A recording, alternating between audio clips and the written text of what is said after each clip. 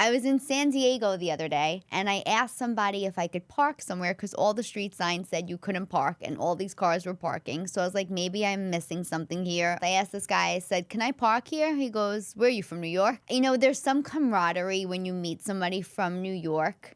Like, there was just an instant connection. I felt, like, safe to talk to him. Like, I don't know. I just, like, liked him automatically. My husband always jokes. He goes, you can find anybody from a borough. We could be in a party with 250 people. If there's one person, only one person from a borough there, you'll find them.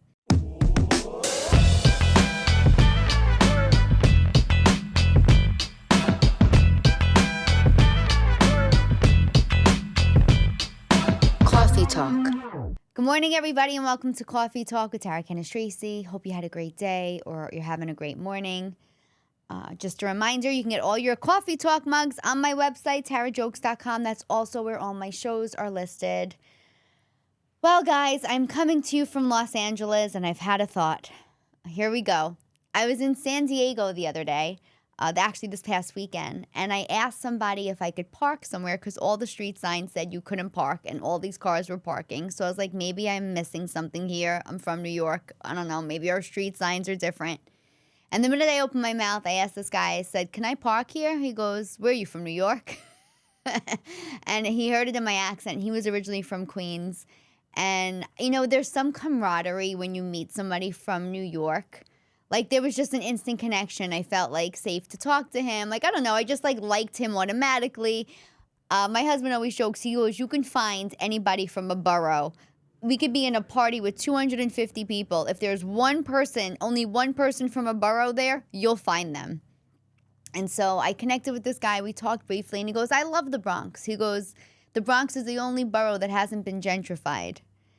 And when he said that, you know, obviously, I know this. Obviously, they tried to gentrify the Bronx. They called it so bro. Wasn't happening. we all just stood our ground, I guess, and the Bronx has stayed the Bronx pretty much the exact same way. They put up some really nice buildings. I think even in the Soundview area, it's great. They have the ferry now. Some wonderful businesses there, such cute cafes. But at the end of the day, the Bronx has pretty much stayed the same. Probably the only borough to stay the same. And I'm not mad at it, you know. I'm kind of happy that we're still, if you think of New York City as the melting pot, it's really the Bronx that's the biggest melting pot. Like, I did a post once. Okay, so quick story. I was listening to the radio, and I heard a female comic. I'm not going to mention who she is because she's very well known. I heard her on a radio station.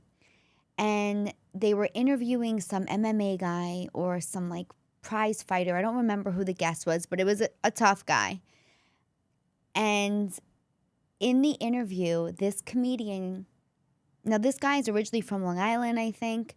This comedian, who's originally from California, asks the guy, so let's say, you know, somebody was going to rob you and they pulled a gun on you in the Bronx. And I was like, wait. What would you do? Like, I guess she was asking him, like, what his defense mechanism would be. I'm like, wait, why is this story taking place in the Bronx? Like, he's not connected to the Bronx. What does she know of the Bronx?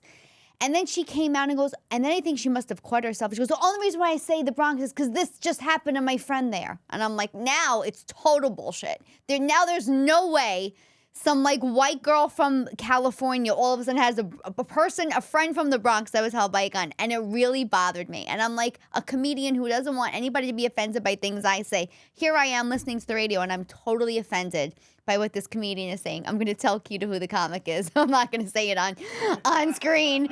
He's the only one privy to this. And it really, like, I found myself spiraling, right? And I did a video, and I go, if you're a small business in the Bronx, if you're independently owned, if you're doing something positive, you have a positive mission going on in the Bronx, I want to know about it. And I've been tagged in all these businesses, and I was able to promote and highlight so many businesses, and it felt really good to me. And I would love to do that again. I want to be, I know everybody jokes that I've left New York now, and so I never forget where I come from. I still live in New York. I am just bi-coastal. But when this guy mentioned, the guy on the street mentioned that we're not gentrified, and then this girl made that comment, I'm thinking to myself, the Bronx is still the one area in New York City where you can literally get, authentic mofongo. You can get an Italian ice made by a real Italian. You can get a Jamaican patty made by a real Jamaican, all within like a 1 mile radius. Like, it's still the melting pot of New York City. You still have Arthur Avenue and Little Italy in the Bronx next to, the Grand Concourse and all these other areas that are completely immersed with different ethnicities all over. So to me, it was like, I love that. I worked in the Bronx for 18 years, like in a different area than where I grew up. And I had my tailor there. I went to the deli there, because you live literally, you always feel like you live where you work. And I love being part of that community too. So for me, it was just one of these things where I was like, I hate that the Bronx gets shit on. But I'm going to keep it real. Because there are reasons we get shit on that are our fault. I worked on Grand Concourse in Kingsbridge and on 184th in Creston. I'm not going to tell you I always felt safe, but I will tell you that in those areas, there was a real sense of community. 184th in Creston, Grand Concourse in Kingsbridge. 18 years I spent my life there. But I will say this, there were times I had to play like hopscotch trying to step over dog shit. Like, there was like literal like parts of you would just see people dump their food. Like, there should be pride in every area you live in. Like, the reason why it's so easy for people to talk smack about the Bronx in certain areas is because there is a lack of pride for where we come from. I don't care how much money you make, you can pick up your dog's shit. Like, the fact that you were just walking your dog and it's disgusting. There was just parts of the neighborhood where I was like, this is why people talk shit about us. It's literally because there's shit right there on the floor. And it kind of was like, I would even go into some of these buildings. Oh my God, some of the buildings on the Grand Concourse were some of the most beautiful architecture I had ever seen. Like, beautiful. And what some of these tenants have done in these buildings is disgusting. And listen, there's, stores in the area, mom and pop places that are still trying to, run a business and do things, ethically.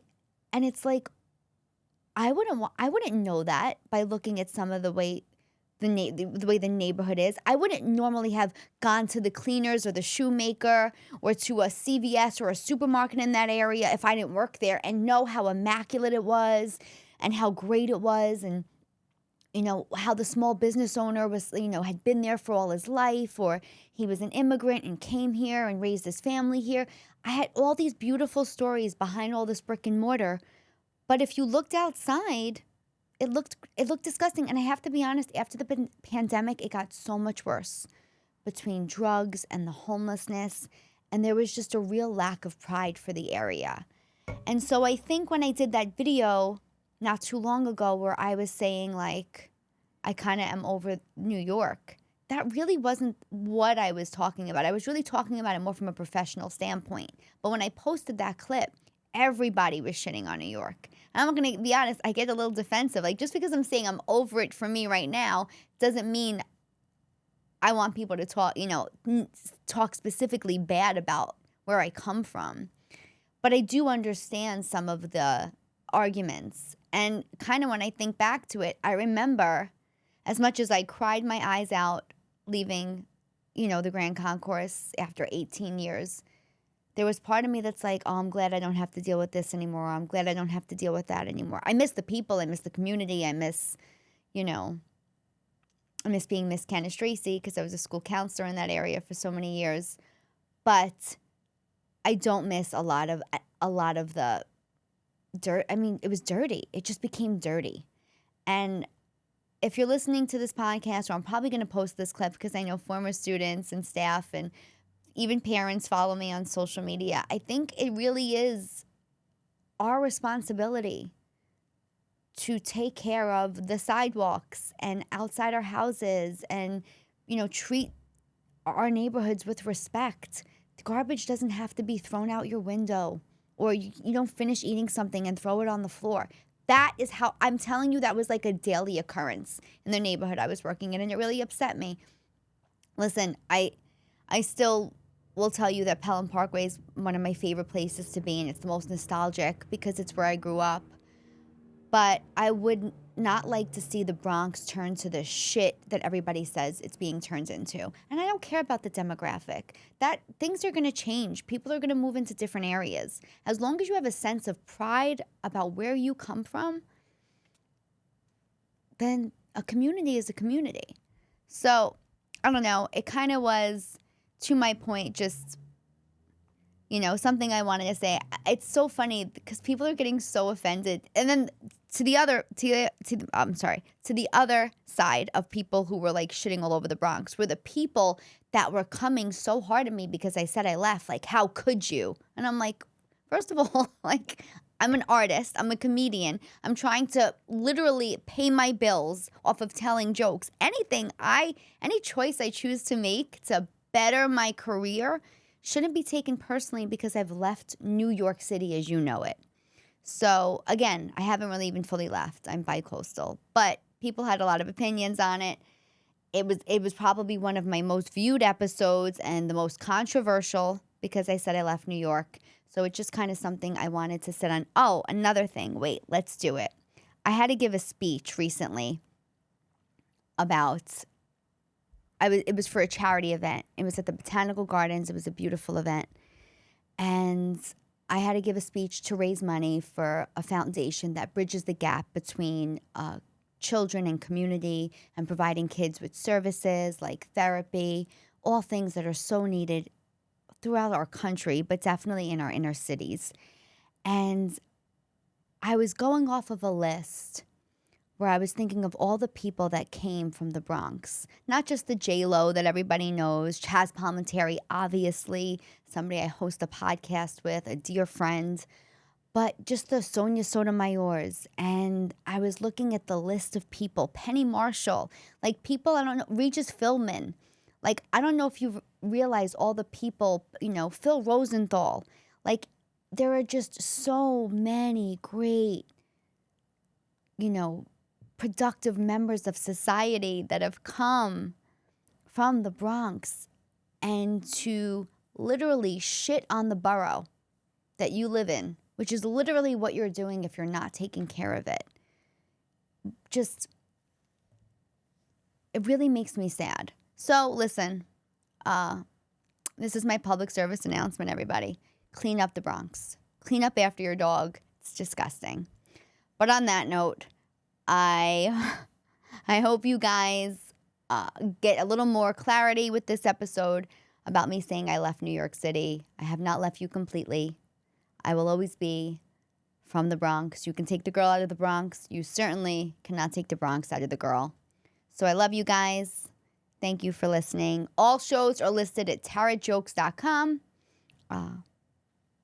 And mugs, tarajokes.com. I'd love to see you guys. I'm going to be doing like 4 different shows in New Jersey. If you're listening to this, I will be in Pittman, New Jersey. I will be in Red Bank, New Jersey, Atlantic City, and one more in New Jersey. Oh, Rutherford, New Jersey. Rutherford, New Jersey. Everybody complains I'm never in North Jersey. I have 4 shows at Bananas Comedy Club, October 3rd and 4th. Again, guys, just go to my website. I love you. Cawfee Talk.